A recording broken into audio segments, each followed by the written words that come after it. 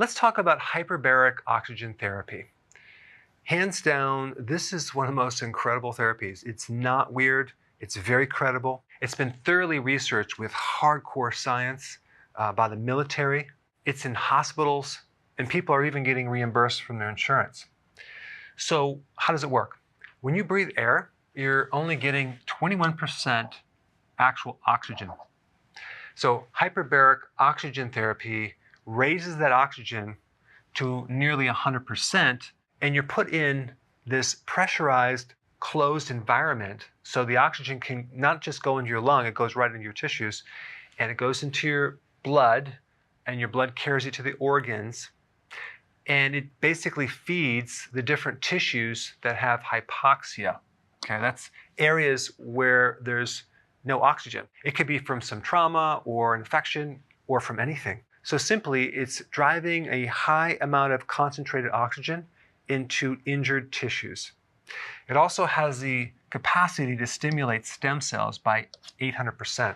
Stem cells are basically undifferentiated cells. They're cells that don't have a purpose that turn into certain cells. So this therapy targets things like dementia, stroke, heart problems, definitely things like angina or coronary heart disease, asthma, other lung conditions like COPD, emphysema, inflammatory conditions like autoimmune conditions, especially things like MS, brain trauma, carbon dioxide poisoning, anemia, inflammation after injuries, unhealing wounds. It has a profound effect on your DNA and genes. But to start affecting the genes, you'd have to get between 25 and 35 treatments over a period of time. It has the capacity to explode mitochondria in tumor cells. The mitochondria have a different type of metabolism. They no longer have the respiratory type metabolism. They have the metabolism that's fermenting sugar.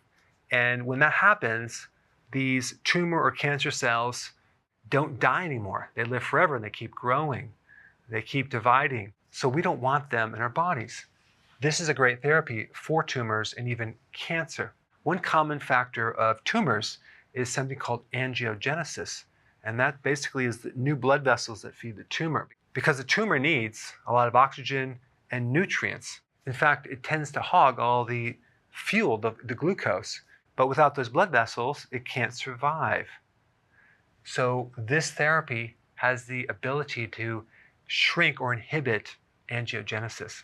What triggers angiogenesis is basically hypoxia, a lack of oxygen. So if you give the body oxygen, it won't develop. Also, post-traumatic stress disorder. Now, as far as the time that you're in this chamber, 1 to 2 hours, maybe 3 times a week for several weeks.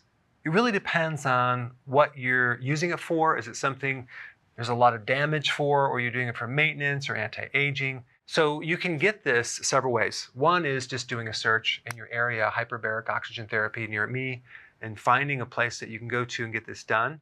Probably get a prescription from your doctor. Some people actually buy or rent a unit and bring them in their home. But it's a very valid and credible and effective therapy. So check it out. Hey, if you're liking this content, please subscribe now, and I will actually keep you updated on future videos.